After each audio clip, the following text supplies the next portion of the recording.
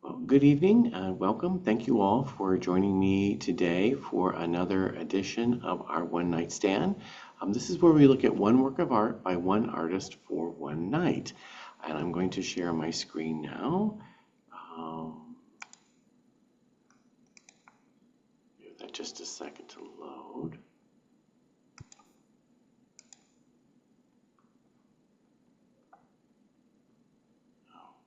Okay. I'll go ahead and get that started. There we go. So you should see that full screen now. So tonight's One Night Stand, we're going to be looking at Norman Rockwell's Election Day from 1944. And here is an image of the work in question.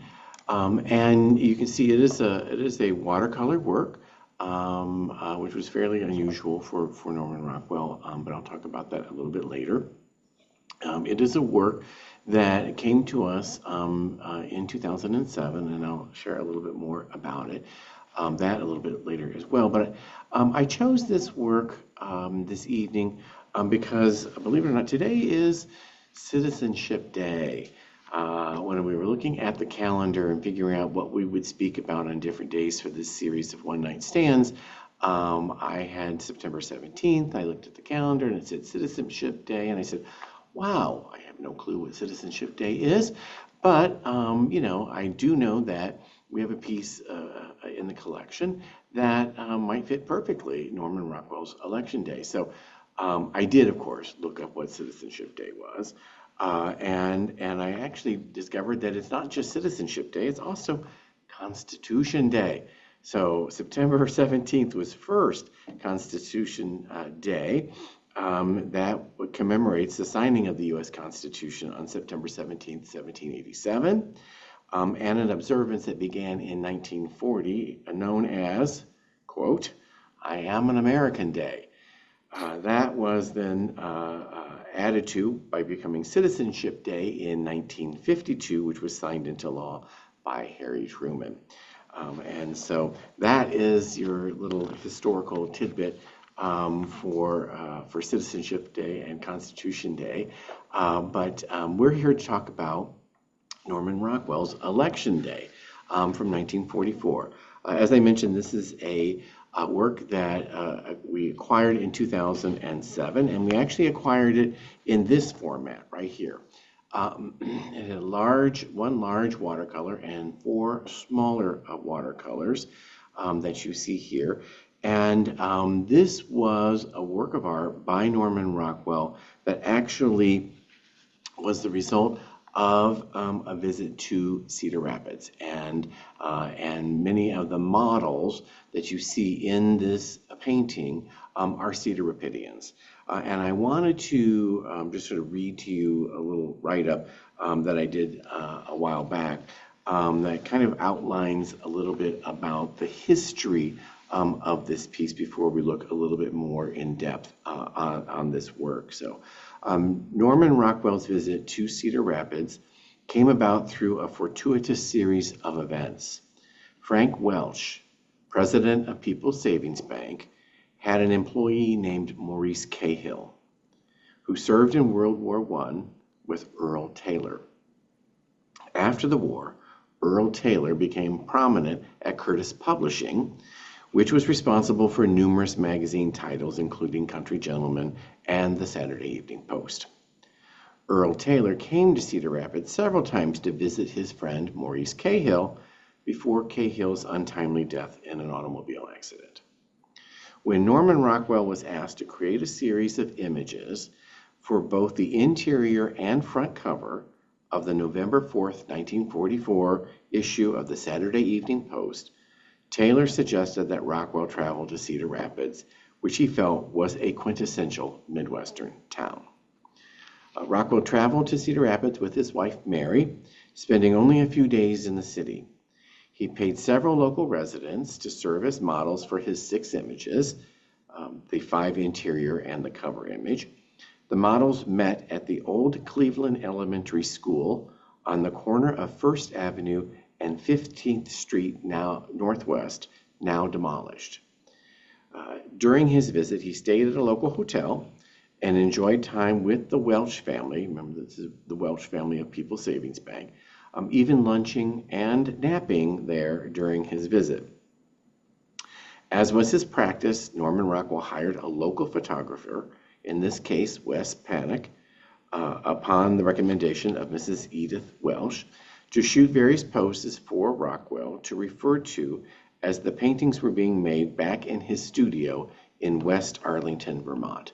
This is when Norman Rockwell's studio was still in Vermont before he moved to Stockbridge. Panic was paid $100 on June 5th, 1944. 16 models were also paid on June 5th, as recorded on the ledger in the Norman Rockwell archives. They were paid $5 apiece.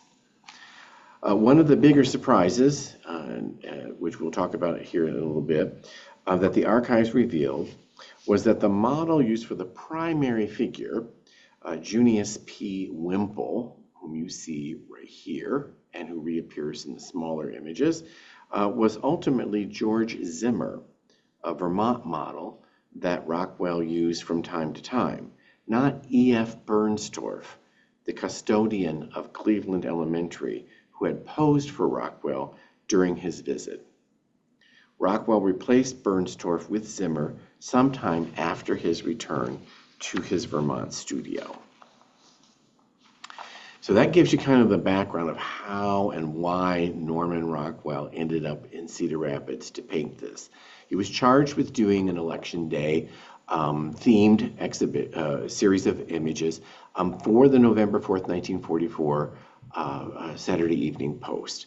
And it was his boss who basically sent him to Cedar Rapids because his boss had been to Cedar Rapids several times to visit his World War I pal, who lived in Cedar Rapids and worked, for the Welches who ran People's Savings Bank. And so that is how this came about. Now, there are a lot of myths and legends associated with Norman Rockwell's visit. We may touch on some of those as we go through here today. But one of the things that I commonly heard about these is that he painted these here in Cedar Rapids, but indeed he did not. He painted these back in his studio in Vermont. And here we see a two-page spread of the interior of the November 4th, 1944 Saturday Evening Post, where these watercolors appeared. And I have some details of these. I'm not going to discuss the smaller watercolors, just the large one tonight, but I wanted you to see these a little bit better. These are supporting vignettes for the main one. So this is here where Junius P. Wimple has both his wife and his daughter are trying to convince him which way to vote during the 1944 election, which was between Roosevelt and Dewey. Here, two political operatives trying to sway his vote one way or the other. Two people from very different kind of classes of society. Here, Wimple alone with his conscience in the actual voting booth itself. And then, hooray, my man won, which is sort of that culmination. And of course, we're still in the middle of the war, the Second World War. You see the soldier and his girl behind Junius. Here's the cover illustration, which was not in watercolor, but was done in oil. And this exists in a private collection. And so it is not part of the set that we have here at the Cedar Rapids Museum of Art. But you see him just before he's about to vote in the voting booth, still holding his newspaper. He's got some booklets in his pocket there. He's got his umbrella nicely tucked over the crook of his arm. And you can see he has to decide which way he's going to vote. So here in the piece that I'm going to talk about tonight, and I neglected to mention, another reason why I chose this piece beyond Citizenship Day is that this is a work that's actually currently on view right now at the Cedar Rapids Museum of Art. It is a work on paper, so it's not out all of the time, but we brought it out right now to be part of an exhibition that just opened a couple of days ago called A More Perfect Union, Political Art from the Collection. And our curator, Julia Jessen, has selected to get, a gathering of different images about how different artists respond to politics and social issues and so forth in time to go with this political season that we're in right now. And so she has brought out this Norman Rockwell watercolor, this really all-important image of voting, which is kind of really the foundation or the cornerstone of A More Perfect Union, of the sort of the theme of the exhibition. And so you can come and enjoy it on this sort of rare opportunity when we are able to get this work of paper out on view. And you can see sort of the whole process, the standing in line, the signing in, the double checking you against the logs, looking through the card file, and then the voting booth itself. And so you see people at different points throughout this entire process. It's really a kind of a frieze of figures all lined up for to kind of give you a sense of all of the different steps here. I mean, you even see somebody kind of exiting the voting booth itself. Now, this wasn't the first time that Norman Rockwell tackled the idea of voting or elections. Here from an earlier Saturday Evening Post, and I'm not going into Norman Rockwell's biography. I assume he's somewhat of a known quantity, and he had a very lengthy biography, but I think many of you know that Norman Rockwell was a very well-known painter, and one of his rise to fame came by being a painter who created covers and illustrations for the Saturday Evening Post. In total, he created 323 Saturday Evening Posts during his lifetime. This is one of them from October 9th, 1920. Here you see a couple, figure couple. On one side, you see sort of the star with the Democrat. The other side, you see the eagle with the Republican. Obviously, they are at odds on which way they are going to vote. Again, the newspaper is a supporting character in this illustration, but it is a theme that Norman Rockwell visited prior to tackling the November 4th, 1944 issue. Here, from just after the 1944 issue, he visits it again, Dewey versus Truman. And here on the left, I show you the painting itself, a little blurry, I apologize. And on the right, how it appears on the Saturday Evening Post. Again, husband, wife, male-female couple here, at odds over how they're going to vote. The dog looks up, cautiously from underneath the woman, and their child is crying at the shouting match that is happening. Here from a little bit later, Norman Rockwell visits this again. This was actually for a calendar, not for the Saturday Evening Post, but two old friends. And it very much takes off from what he did, 12 years earlier with the watercolor, where you've got, this single solitary figure in a gray suit, wearing a dark hat, staring straight out at the viewer, and you've got somebody trying to sway their vote to convince them one way or another. A little bit more humorous is this a work that Norman Rockwell did in 1958 called Elect Casey from the Saturday Evening Post around the election time again.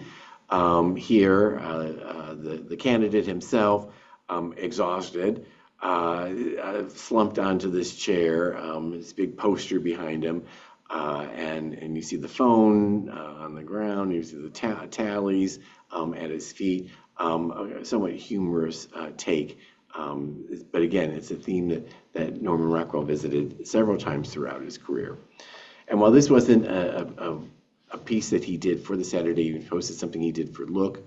I mean, it wasn't really in the election season. This is from July of 1964, after the passing of Kennedy. This is sort of a retrospective look, in a way, at what would have been a convention image, Democratic convention image that Norman Rockwell did for Look magazine.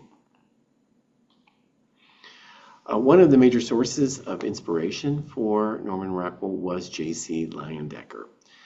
J.C. Leyendecker is famous for being the arrow collar shirt illustrator, and he did all of these wonderful illustrations for arrow collars and shirts, as well as being an illustrator for Collier magazine. But he too provided cover images for the Saturday Evening Post. In fact, Leyendecker produced 322 Saturday Evening Post covers versus Norman Rockwell's 323 Saturday Evening Post covers. So Norman Rockwell bested him by one. Norman Rockwell was a huge fan of Leyendecker. In fact, shortly after art school, Norman Rockwell actually moved to New Rochelle, New York, where Leyendecker lived, so that he could be closer to the artist, and he was really impressed with his work. And so I thought I might share with you some precedents for Norman Rockwell's work. Here again, Saturday Evening Post from earlier than when Norman Rockwell was painting the images that I shared with you from 1908 here. And this is the 4th of July speech. It's not really specifically an election image, but it's very much in keeping with that theme. And I think it's interesting to take a look at that in comparison to Norman Rockwell's Freedom of Speech from his For Freedom series from 1943. Remember his For Freedom series, a very famous series of 4 paintings that he created in 1943, immediately before the Election Day series that he did that's in the Cedar Rapids Museum of Art. And so you can see this same sort of theme interested Norman Rockwell, but many years later. Leyendecker also did this one in 1908, right before the election, October 31st, right before the election, which way to go. And so they just, he has this word "which" behind the newsboy. And it's interesting because when we think about Norman Rockwell's painting for the cover of the November 4th, 1944 Saturday Evening Post, he makes sure that in that imagery is a newspaper with the 2 faces of the 2 candidates side by side. And in this case, the headline, "Which one?" And it does say, if you look very closely, it does say Cedar Rapids Gazette, the Cedar Rapids Gazette. You can see as the headline, but I'm pretty sure from my previous research that is not an actual Cedar Rapids Gazette cover, but one that Norman Rockwell made up himself. But again, it's the same sort of thing, using the word "which" and having these two up close images of the 2 candidates. Leyendecker here for a portrait of William Howard Taft from the March 1909, right around inauguration. And I thought it was interesting because here is a solo candidate or presidential figure. And I thought it interesting how many years later how Norman Rockwell treated that same subject of that solitary candidate. Or here, this political candidate from 1916 in the hands of Leyendecker, out there stumping, so very different from Norman Rockwell's from 1958, where we see an exhausted candidate as opposed to an energized candidate. And then I think this is my last comparison with Leyendecker here with the 2 political party symbols that you see here, the elephant and the donkey. And it's so very different than the way that Norman Rockwell did it. And of course, in this case, Norman Rockwell is actually predating Leyendeckers' image. But here is again the whole suite as it came to us. It was a set. Again, these had been in the possession of the Cedar Rapids Chamber of Commerce, and in 2007, they, along with several other works that the chamber had, were sent off to auction, and there was a movement, a groundswell of support to keep these works in Cedar Rapids. And so a few key individuals in the city organized a Save the Art Fund. And there was a widespread call to donate to the Save the Art Fund to bring these works, including this Norman Rockwell suite, back to Cedar Rapids from the auction house.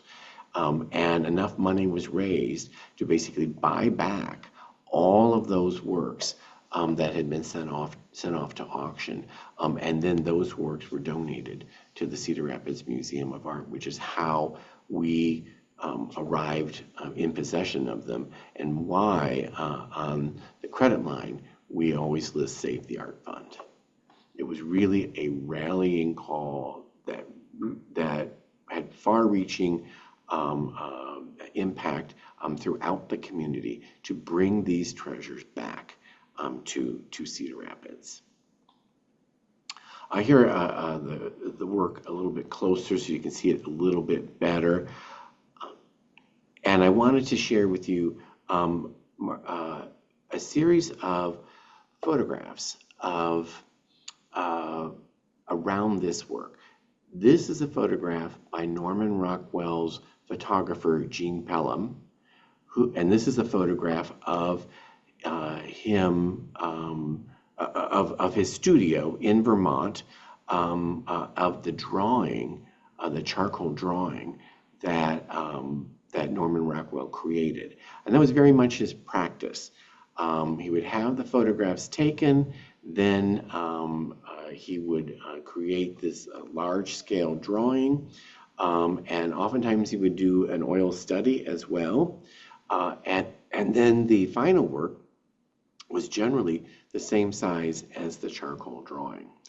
And so here in the charcoal drawing, we can see that when Norman Rockwell returned to his studio in Vermont, he was still using the Cleveland Elementary janitor, here dressed in his suit, E.F. Bernstorff, as his protagonist in this story. And it is at some point after this charcoal drawing, the photograph of this charcoal drawing was taken, that he changed that to George Zimmer, the model that he used on several occasions in Vermont. Here is the charcoal drawing later, after E.F. Bernstorff has been removed and George Zimmer has been put into place. And you can see, and I'll show you in a few details here in a second, you can see traces of E.F. Bernstorff's head, the back of his pant leg, and his shoes in this charcoal drawing. Norman Rockwell always had his photographs in black and white. It made it easier for him to translate those black and white photographs to his charcoal drawing. And it gave him all of the values that he needed. And then he got to decide when he changed, when he transferred that black and white charcoal drawing, when he made it into a painting, he got to decide what colors each person wore to create a harmonious composition. But he really liked working from black and white photography into his charcoal drawings. Here's a close-up of George Zimmer as Junius P. Wimple, and you can see a little bit better, and because I've blown it up so much, it's a little grainy. But you can see a little bit better this line right here in Junius P. Wimple's hat, and here you can see the a really highly enlarged detail of the original charcoal drawing. And you can see that this crown right here matches right there. And then on the lower portion, the original drawing to the left, the revised drawing to the right, and you can see the back end of the pant leg of Bernstorff, and you can see just the faintest outline of his shoes here. And that was a change, and that's again one of those myths that the protagonist was actually a Cedarrapidian, when in fact it was one of Norman Rockwell's regular models that he enlisted back in Vermont. Here, interesting detail, again blown up a great deal, but the actual newspaper element in the drawing, the newspaper element that he holds is actually collaged on to the surface of the drawing. So he sort of fitted in the shape that he wanted it to be. As I mentioned, Norman Rockwell had a photographer in Vermont, Gene Pelham, and so we do have a couple of photographs provided to us by the archives at the Norman Rockwell Museum in Stockbridge of the model, George Zimmer, posing as Junius P. Wimple here, and here without someone in front of him. But when Norman Rockwell was in Cedar Rapids, it was the local photographer, Wes Panic, who did the photography in the basement level of Cleveland Elementary, which, as I mentioned, is no longer standing. And so he did these in little bunches and clusters.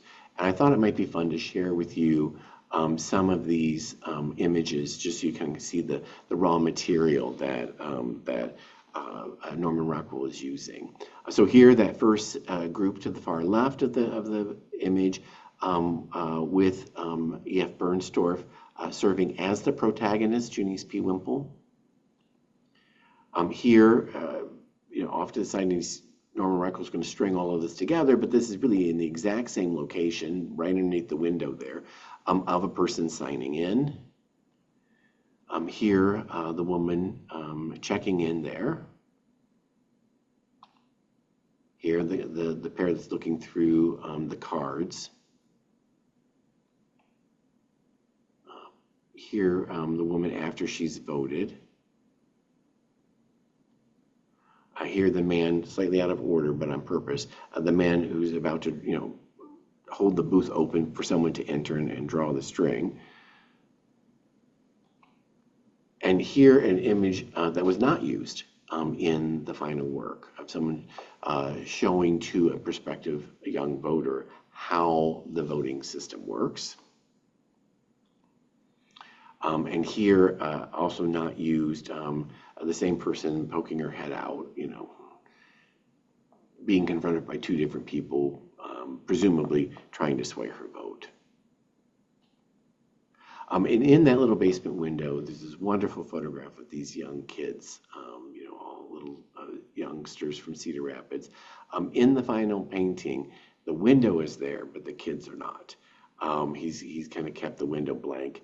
I think he probably, I'm guessing, he probably thought it was too distracting or too much anecdotal detail on what is already a very, very full composition.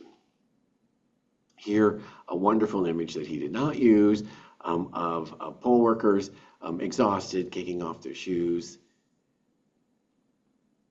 And here a photograph of Norman Rockwell himself hanging the voting place sign on the wall. And here the voting place sign on the door into Cleveland Elementary.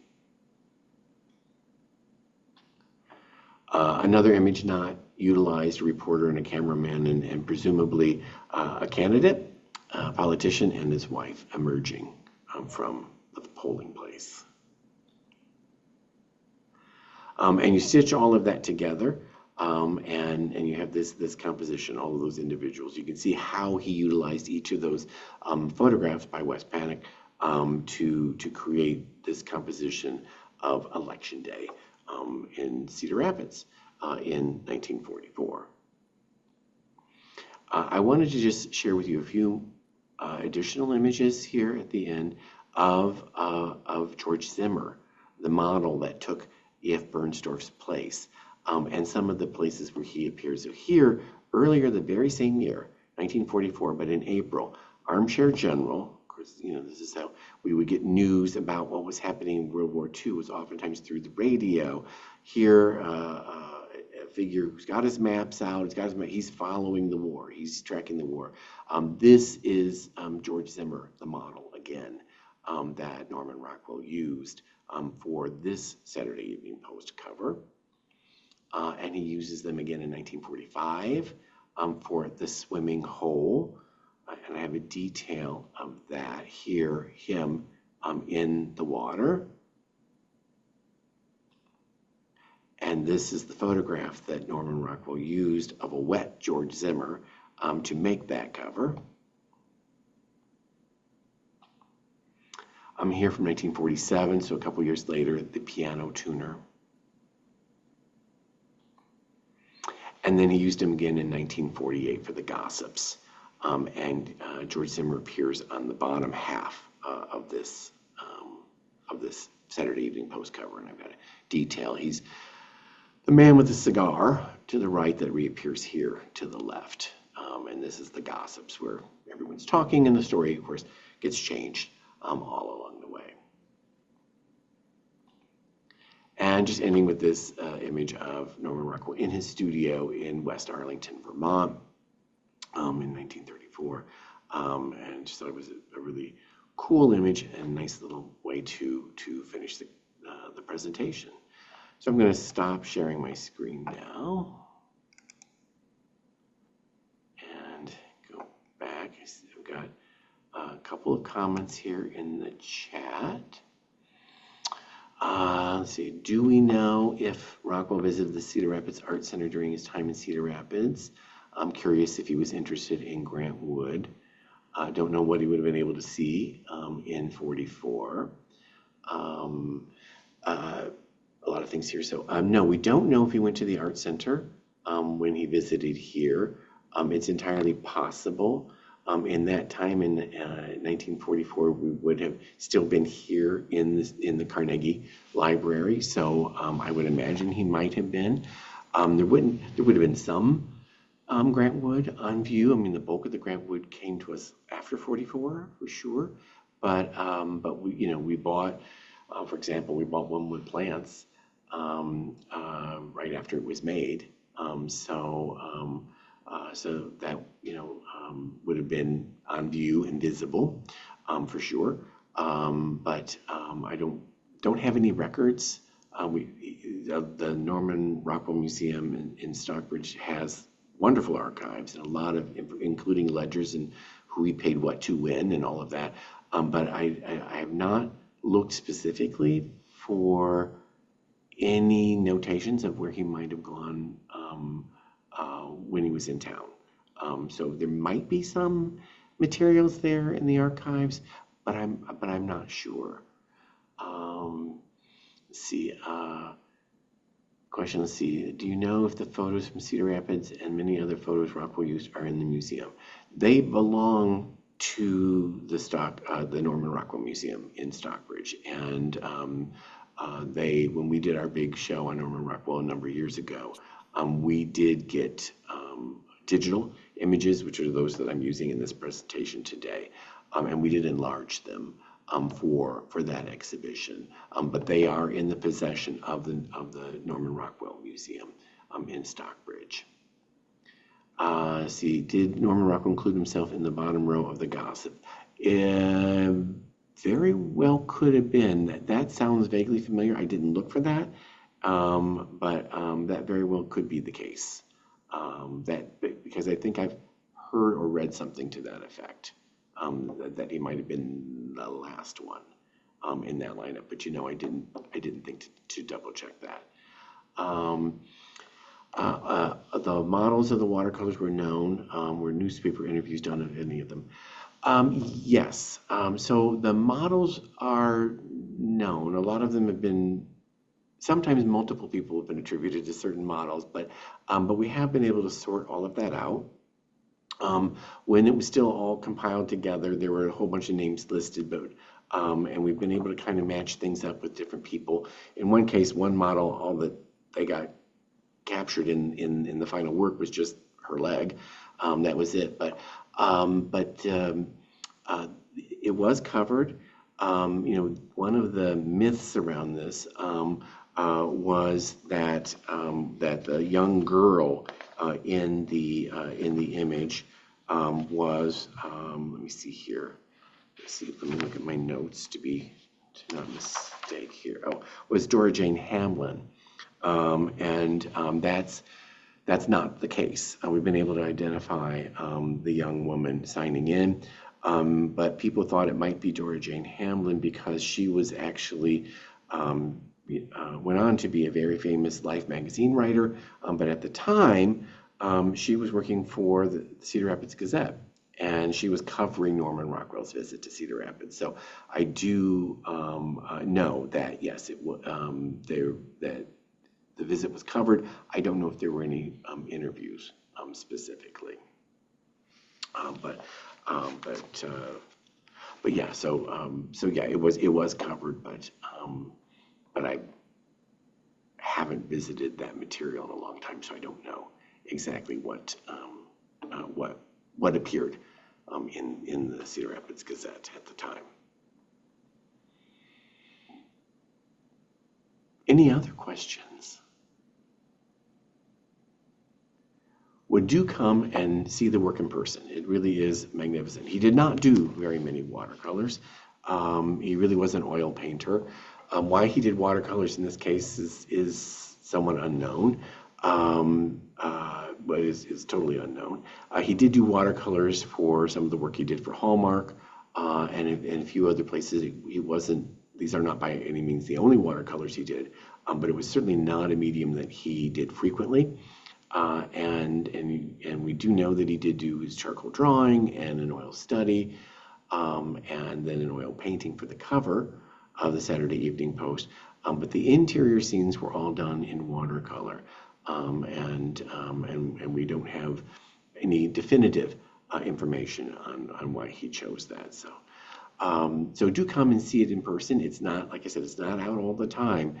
So this is a rare opportunity to see that work and several other works, from the collection that deal with politics and political issues in some way. So it's really a very thought-provoking exhibition and perfectly timed to coincide with our current political season. So do come and check it out, and look forward to seeing you in the galleries, and if not then, see you on the next One Night Stand, or just as a programming note, we do have a Grant Wood in Focus Zoom that is going to be happening on Sunday. Our curator, Julia Justin, will be talking about Grant Wood and advertising. So that'll be a very interesting theme to take a lens through which to look at Grant Wood. So if you are available on Sunday, tune in 2 o'clock to catch Julia's presentation. If you cannot, it will be recorded like this and then loaded onto our YouTube channel, so you can enjoy it there. Thank you all for joining me this evening. Hope you have a good rest of your evening.